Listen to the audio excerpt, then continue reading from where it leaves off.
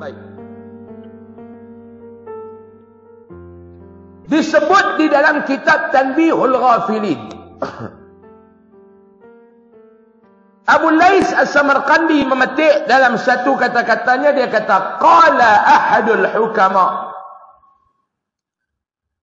Dia kata, berkata salah seorang daripada orang yang bijak. Hukama ni orang yang bijak pandai. Qala ahadul hukama, berkata salah seorang daripada orang bijak pandai ni. Dia kata apa dia? Thalathatu la budda an tastaqirra fi dhihnik. Saya terjemah mudah faham, ada 3 benda. Kata hukama ni, dia kata yang seseorang daripada kita ni kena tanam betul-betul dalam benak kita. Ada 3 benda yang kita kena proses masuk dalam benak kita ni. Kena faham, kena habam, kena hafal, kena pegang.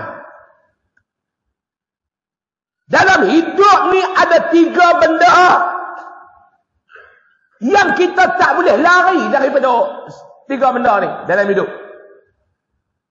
Tanam betul-betul dalam kepala kita ni. Ada 3 benda yang kita tak boleh lari dalam hidup kita ni. Yang pertama, kata la najata minal maut. Kena tanam dalam kepala kita, dalam pemikiran kita, dalam benak kita. Yang pertamanya maklum, dia kata apa dia? La najata minal maut. Kita ni tak dapat lari daripada kematian. Ni yang pertama. Sebab apa yang tak mati lagi lah? Sampai masa dia tak sampai lagi. Bukan kerana kita ni takkan mati. Jawapannya sebab masa dia tak sampai lagi. Ni kita kena tanam dalam pemikiran kita. Tanam betul-betul kalau. La najata minal maut. Kita takkan terlepas. Kita takkan boleh elak. Kita takkan boleh lari. Yang pertama ni, daripada apa dia? Kita tak boleh lari daripada kematian. Sekarang yang kita tak mati, bukan sebab kita tak mati. Masa dia, ajal dia tak sampai lagi. Bila sampai dia ajal, bila sampai dia masanya, la yastakhiruna sa'atan wa la yastaqdimun. Sesaat pun takkan lewat, sesaat pun takkan cepat. Mati. Ni yang pertama. Kata ahli hukama, kata bijak pandai, benda yang pertama, hang kena tanam dalam kepala hang. Hang takkan dapat lari daripada kematian. Mati.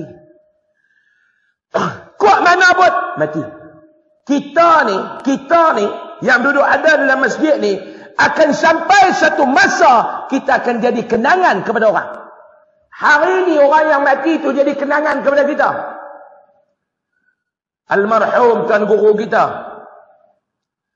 Ustaz Sabri Arsyad rahimahullahu ta'ala, meninggal hari Jumaat lepas, minggu lah.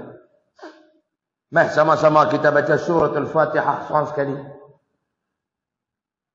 Kita hadiahkan.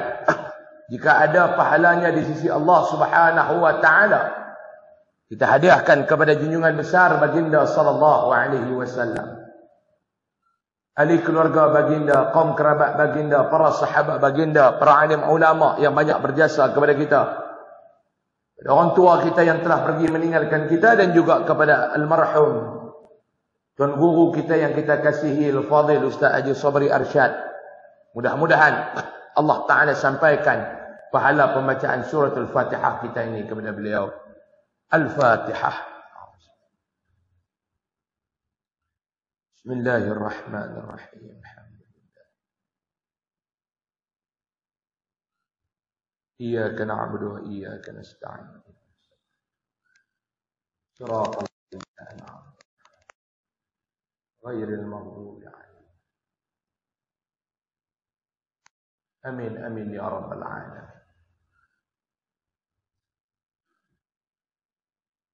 Sebelum beliau meninggal hari Jumaat, Hari Isnin saya sempat di ziarah. Hari Isnin saya sempat di ziarah beliau di madrasah beliau. Lepas sembahyang asar di surau dia, saya dapat luangkan masa hampir sejam lebih dengan dia. Malam tu saya ada ceramah dekat Kuala Muda. Tak sangka itulah pertemuan yang terakhir saya dengan beliau. Beliau ni antara insan yang saya anggap macam ayah saya. Bukan sekadar guru tetapi macam ayah saya. Orang yang banyak mengambil berat khusus pada diri saya. Selalu juga berhubung. Saya ziarah beliau, sekolah beliau. Bukannya ada sakit apa pun, tuan-tuan, sihat. Cuma mata dia tak nampak. Sebab dia pergi buat operate untuk buang selaput. Dia pergi buang selaput.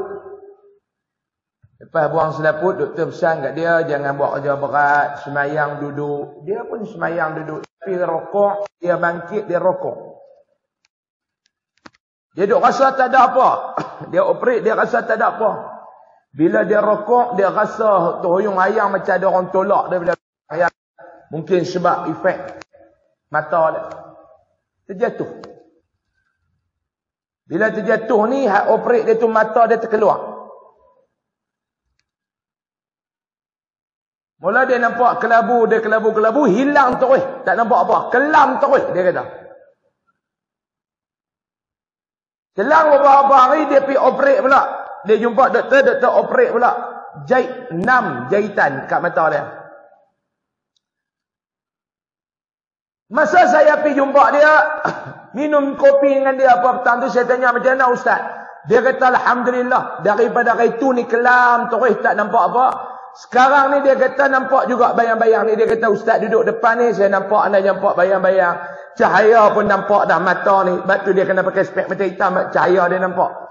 Alhamdulillah.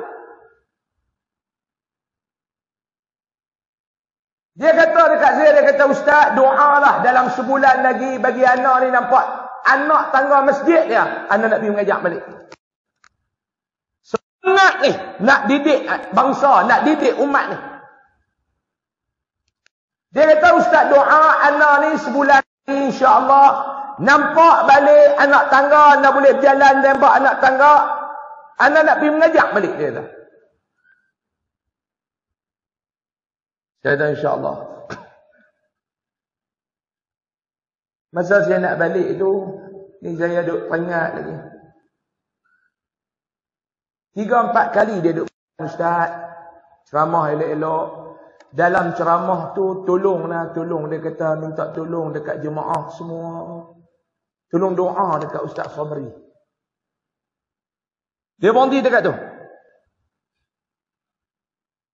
Kalau dia kata tolong doa Ustaz Sabri ni sihat balik, saya tak berapa nak terasa sangat. Tapi masa tu bila dia sebut, saya dah ingat doa untuk sihat lah. Tapi dia kata tolong pergi dekat mana-mana ceramah. Hujung-hujung tu tolong minta dekat jemaah. Dia merayu, dia minta sangat. Dia kata tolong minta kepada jemaah doakan Ustaz Sabri. Dia tak tahu itu pesanan dia yang terakhir. Saya kata insya-Allah Ustaz, insya-Allah. Insya-Allah. Memori petang tu sampai lah dia ingat lagi. Cicah biskut kering dengan dia, dengan kopi O. Tahu tu. Dia jamu kopi O, 2 cawan, saya secawan, dia secawan. Dia pun mata tak nampak dia duduk. Oh, cawan saya, tangan dia tak, tu cawan anak ni cawan Ustaz. Ingat lagi, memori tu ingat lagi. Dia raba, dia ambil biskut, dia bagi kat saya sekeping. Ingat lagi, memori hutang tu. Saya balik, saya berceramah di Kuala Muda. Tengah jam lepas saya balik, tolak balik mic. Dia telefon saya. Assalamualaikum Ustaz. Dia kata, Ustaz Usam, boleh tak nak jumpa dengan bapa, dengan ayah saya? Boleh tak anda nak jumpa dengan bapa? Dia ni dulu ni dia duduk mengaji dengan ayah saya di Mesir dulu ni. Sebab sebelum tu saya ada dah plan nak pergi ziarah dia tu. On the way balik daripada Perak, saya dengan ayah saya nak ziarah dia. Tiba-tiba masa tu Buya Yahya pergi ziarah dia. Jadi ayah saya kata tak apalah, bagi peluang. Orang tu jauh. Dia kata dia daripada Indonesia, kita daripada Kok Diang, kita main lain. Bila ayah saya tak lemak tu, saya pergi seorang. Dia kata, boleh tak anda nak ziarah bapa? Saya pun telefon ayah. Kata, bapa ni Ustaz Sabri nak ziarah. Hei! Dia kata, jangan bagi dia main. Orang sakit main ziarah orang sihat. Apa dia? Orang sihat dengan nak ziarah orang sakit. Dia kata, tak payah. Kawan dah lah tak sihat. Duk main jauh pula. Dia kata, main Kok Diang. Habang dia, tak apa, nanti kita pergi. Pun telefon dia balik. Kata, Ustaz. Bapa kata, Ustaz jangan duk main. Dia pergi ke Ustaz. Tak apa. Dia kata, bagi tahu dia masa mana anak nak pi, dia kata. Hari Selasa dia telefon pula. Dia tanya semua. Masa tu dia nak dialisis, saya kata tak apa Ustaz. Ustaz dialisis, lepas dialisis Ustaz rehat, anak tak. Lepas tang dia telefon pula. Ayah saya kata tak apa, dia nak jumpa hari Rabu, dia kata. Ayah saya kata tak apa, main pukul 10 pagi. Hari Rabu tu dia sampai di Kok Diang pukul 10. Dia puas boleh jumpa ayah. Dia peluk ayah sungguh-sungguh masa tu. Tak ada apa, hari Jumaat meninggal. Dia duduk kata kat bapa dia. Kata bapa, mau kita tangguh. Kita nak tunggu hari kita boleh pergi tengok dia. Kita akan ralat.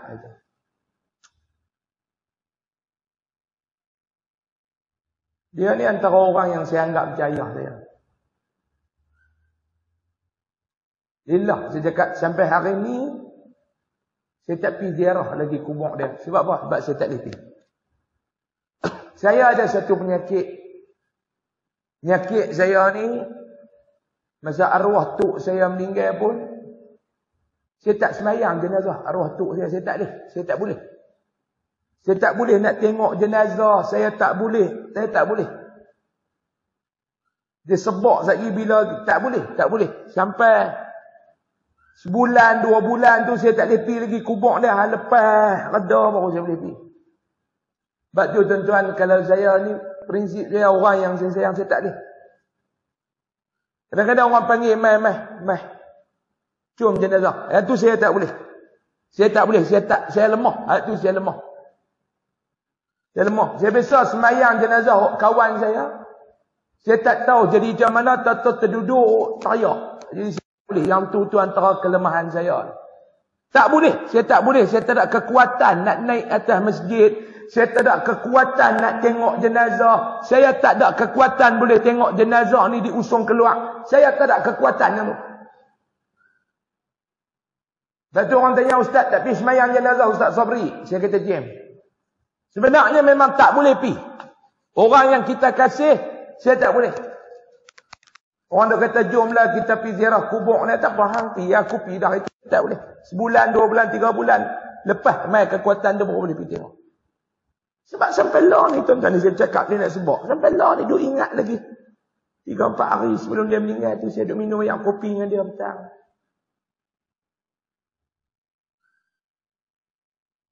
Mudah-mudahan mati pula pada hari yang baik, hari Jumaat 12 Rabiul Awal. Kita lah tak tahu Pak Long nak mati bila. Ulama mati hari Maulid Nabi, tidak. Kita tak tahu mati hari apa. Lah tipu sam. Pak Long no. Ninggal pula tu tempat dia duduk. Lempak buah nyok. Tanya dia buat apa, duk pergi kutip buah nyok tu kawan tu ke santan.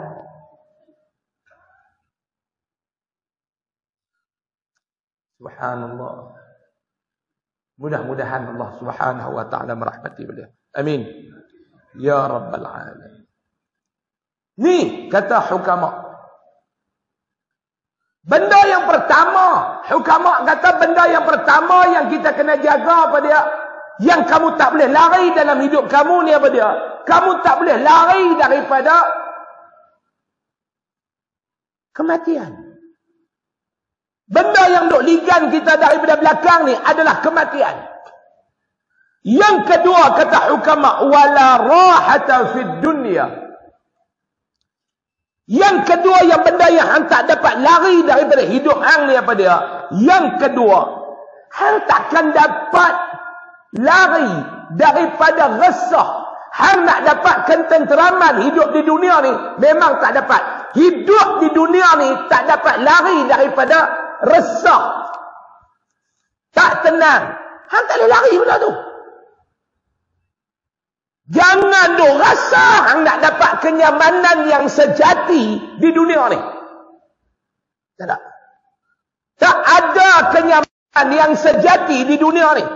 Wala rahata fid dunya. Tak ada kenyamanan yang sejati hidup di dunia ni. Tak ada, tak ada. Hang takkan dapat lari daripada benda tu. Kita nak cari satu kenyamanan. Kita nak cari satu keamanan. Kita nak cari satu ketenangan yang kekal abadi di dunia ni. Memang takkan dapat. Memang kita takkan dapat mencari kenyamanan di dunia ni. Memang kita takkan dapat. Muslimin dan muslimat yang dirahmati Allah. Sifat dunia ni dia takkan bagi ketenangan kepada kita. Yang kata sifat dunia ni, kita takkan dapat ketenangan di dunia ni. Sebab tu tuan-tuan kata, aku hidup di dunia ni, aku nak hidup tenang-tenang. Betul. Tapi takkan dapat. Tenang orang tak kacau kita. Tapi masalah lain mai pula. Dia kata aku tak mau nak cari pasal dengan orang di dunia ni. Aku nak hidup tenang-tenang. Boleh? Okey. Tak ada siapa kacau hang dalam dunia. Tiba-tiba mai penyakit pula. Penyakit pula kacau hang. Dia kata no. Orang tak kacau boleh penyakit pula. Duk. Tak duk. Rasa ketat dada pipi cek. Doktor kata ni nak kena bubuh. Spring tak lepas dah doktor kata. Jantung tersumbat. Kena bos spring. Dia tanya doktor spring macam mana doktor? Doktor kata mau tengok cara sumbat ni spring biasa tak boleh masuk dah. Kena bos spring hilang. Doktor kata mau spring biasa tak lepas dah. Sumbat ni teruk. Kena buat masuk spring subah hilang. Allah. Dia kata tak ada. Tak ada kenyamanan di dunia maklum. Ingatkan tua-tua. Ingatkan tua-tua ni boleh tenang. Orang tak kacau. Berkelahi dengan anak pula dah. La ilaha illallah. Saya baru ni jumpa dengan satu orang bapa. Saya nak tanya tuan-tuan. Tuan-tuan nak kata anak ni anak lagu mana? Tuan-tuan dengar. Saya jumpa dengan satu orang bapa baru ni. Jumpa tu orang bapa. Baru ni apa tadi? Jumpa kat masjid lepas mayang Jumaat. Jumpa. Dia kata ustaz ni lah, alhamdulillah. Dia kata dia pun cerita masalah anak dia. Dia kata ustaz, saya halau anak saya tak pergi balik dah main rumah saya. Saya kata pasal apa pula dah. Dia kata ustaz fikirlah korang ajak tak korang ajak anak ni. Dia duk rasa lagu dia ni senang. Dia duk rasa lagu dia ni kaya. Padahal haram tak kaya mana pun. Rasa perasaan kaya. Dia balik main rumah pak dia. Dia nak masak ke dia nak buat apa pun tak tahulah. Dia buka-buka peti air kot. Belacan tak ada. Dia boleh maki pak dia kena belacan.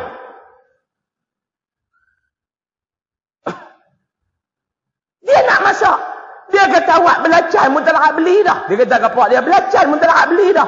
Mampu semua nak suruh kita beli. Dah lah elektrik kita bayar. Dah dia ungkit benda dia bayar. Dia kata sampai belacan pun tak nak beli. Pak dia kata ni, hang tak ada ingat. Hang nyah pergi balik, hang jangan duduk balik main dah rumah aku. Kerana belacan dia. Dia boleh maki pak dia. Tuan-tuan nak kata anak ni apa dia? Bodoh ke korang ajak? Kalau saya, dua-dua kali. Anak dia ni Allah Ta'ala bagi combo. Combo lagu mana? Bodoh dengan kau ajak. Belacan berapa ringgit? Berapa ringgit belacan Cik Imam? Berapa ringgit? Seketul itu berapa ringgit? RM5. RM5. Hang beli 10 baru RM50 bagi kat pak hang. Abang, ni makan. Jangan makan banyak ngak sedung.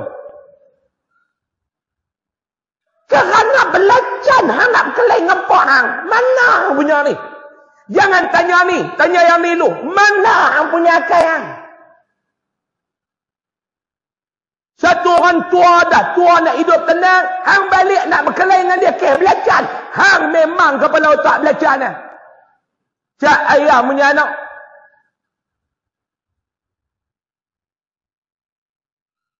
Hang nak ungkit pak hang ni apa? Dulu pak hang belah hang. Betul tak belum? Nak belah anak ni senang kata Imam. Payah. Tambah gila lagu anak dia tu pula. Belajar ni. Ya. Sebab tu nak dapat ketenangan jiwa macam mana? Kata hukama, hang takkan dapat ketenangan di dunia ni. Hang takkan dapat ketenangan. Yang ketiga. Setuju tak tahu lah. Bila sejuk malam ni nak hujan. Hujan lagi. Tidak, bulan lain dia ramai. Dia tak nak sejuk sangat. Bulan ni korang sebab orang dia sejuk. Sejuk ni kena berhenti awal. 2 minit lagi berhenti boleh kot. Boleh je Wan. Bayar penuh ha. Bukan saja nak berhenti awal sejuk. Yang ketiga, kata hukama yang ketiga, wala salamata min kalamin nas. Yang ketiga, hang hidup di dunia, hang tak boleh lari daripada apa dia? Hang tak boleh lari daripada mulut manusia. Tuan-tuan hidup di dunia, tuan-tuan nak suruh orang cakap baik kepada kita 100%. Tak ada orang yang cakap buruk pasal kita. Tak payah dapat long way. Pak Long buatlah baik cara mana pun akan ada orang cakap dan akan ada orang fitnah kita. Ni kata perangai manusia. Kita tak kacau dia, dia kacau kita. Kita 5 waktu mai sembahyang di masjid. Bukan ada masalah apa pun.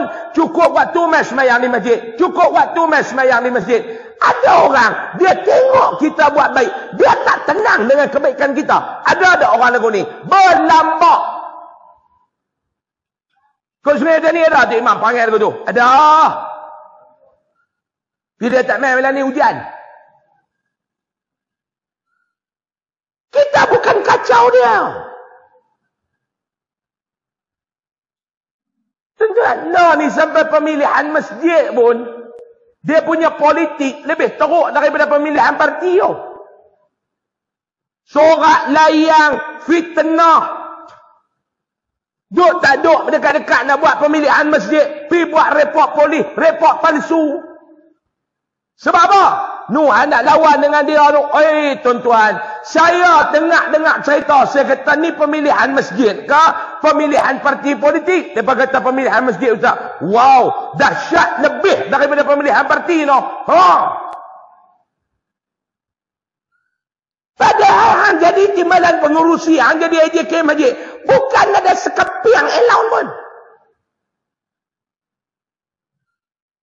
Benda hariah pegang duit pun tak ada allowance. Tambah hang tak ada apa. Mereka kata hang nak masuk jadi AJK juga. Dia kata aku kalau jadi AJK syok. Mereka kata tak ada AJK apa dah nak boleh bagi kat hang. Dia kata tak apa bagi jaga jamban. Tak apa AJK kebersihan jamban. Jadi AJK masjid.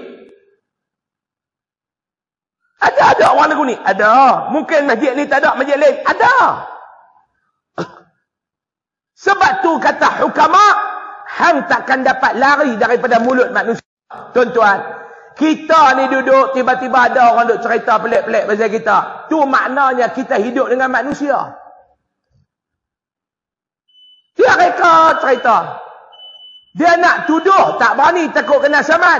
Dia reka cerita. Dalam sosial media tu tak petik nama. Sebab apa? Kalau petik nama takut kena saman. Dia bina persepsi nak bagi orang nampak kita jahat. Ni manusia-manusia durjana lagu ni wujud dalam dunia ni. Wujud. Kita larang dia. Ni hang ni aku duk tengok Macam-macam ni keluar dengan jantan tu, keluar dengan jantan ni sampai orang nak duk abang kata duk pergi hotel dengan jantan. Kita tegur dia, dia marah dekat kita. Dia pergi reka cerita pelik-pelik pasal kita belakang. Tak boleh pakai tu imam tu taik perempuan. Habis. Kita tanya dia, yang kata, bila aku kata kat hang, dia kata betul pula kita. Bila saya sebut nama tu imam, tak sebut kan? Ada yang ada terasa, kalau terasa tu imam buat. Tak, hang kata tu, orang faham. Kata hang kata kat aku. Ada saya sebut nama tu imam? Tak ada kan? Halepa nak faham, bukan salah saya kot. Dia kena kot tu. Jahat manusia lah ni tuan-tuan. Sebab tu kita ni tak boleh lari daripada mulut orang. Inilah 3 benda yang kata hukama yang kita tak boleh nak lari. Yang pertama, kita tak boleh lari daripada mati. Yang kedua, kita tak boleh lari daripada nak rasa nyaman di dunia ni. Yang ketiga, kita tak boleh lari daripada mulut orang. Mudah-mudahan kata hukama tu memberi manfaat kepada kita bersama, insya-Allah. Sambung kitab kita. Bunyi dah jam pun.